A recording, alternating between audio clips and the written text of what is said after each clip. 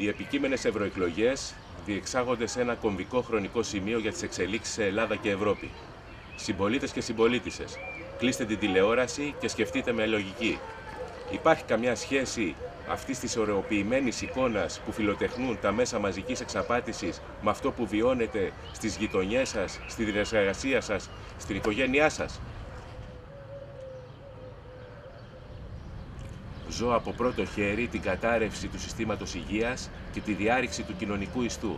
Κάποιες από τις πτυχές της ανθρωπιστικής κρίσης περιλαμβάνουν αύξηση των αυτοκτονιών, μείωση του προσδόκιμου επιβίωσης, αύξηση της βρεφικής θρησιμότητας, μείωση και γύρανση του πληθυσμού, 2,5 εκατομμύρια ανασφάλιστους, διάλυση του δημόσιου και του ιδιωτικού συστήματος υγείας, αφέμαξη της χώρας από τη μετανάστευση της νεολαίας μας που είναι υψηλότατης επιστημονικής κατάρτισης.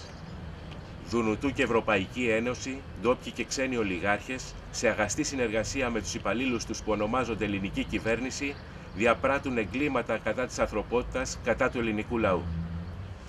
Η αποχή από τις εκλογικές διαδικασίες συνιστά συνένεση και παραίτηση. Συνένεση με την απαράδεκτη απικιοποίηση της χώρας. Αποχή σημαίνει αποδοχή των μέτρων που ήδη έχουν ψηφιστεί και θα εφαρμοστούν μετά τις εκλογές, με αποτέλεσμα περαιτέρω φτωχοποίηση εργαζομένων και συνταξιούχων σε μια διαδικασία και σε μια δίνη που δεν έχει τέλος. Ως Έλληνες έχουμε την ηθική υποχρέωση να ανατρέψουμε αυτή την κατοχή. Γίναμε το πειραματόζωο της Ευρωπαϊκής Ένωσης και του Δουνουτού, με αποτέλεσμα όλα αυτά που εφαρμόζονται στη χώρα μας να έχουν ενσωματωθεί στον ευρωπαϊκό κανονισμό και να εφαρμοστούν από εδώ και στο εξής σε όλα τα κράτη-μέλη της Γερμανικής Ευρώπης.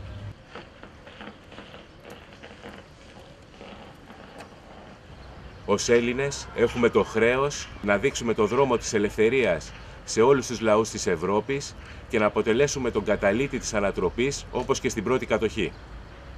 Ονομάζομαι Δημοσθένης Παπαμεθοδίου, είμαι γιατρός, γεννήθηκα, ζω και μεγάλωσα στις γειτονιές της Β' Πειραιά που πλήττονται ιδιαίτερα από την κρίση.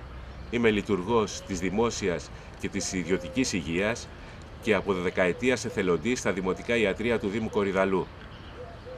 Με το ΕΠΑΜ συναντηθήκαμε σε κοινούς αγώνες, πορείες, συγκεντρώσεις και ημερίδες που οργανώσαμε ως ανεξάρτητη ιατρική κίνηση και συνέβαλαν στην διάδοση των θέσεων του ΕΠΑΜ στον ιατρικό κόσμο. Αναγνωρίζω το ηθικό χρέος που έχω απέναντι στα παιδιά μου, τους ασθενείς μου και την πατρίδα μου και συμμετέχω στο Ευρωψηφοδέλτιο του ΕΠΑΜ.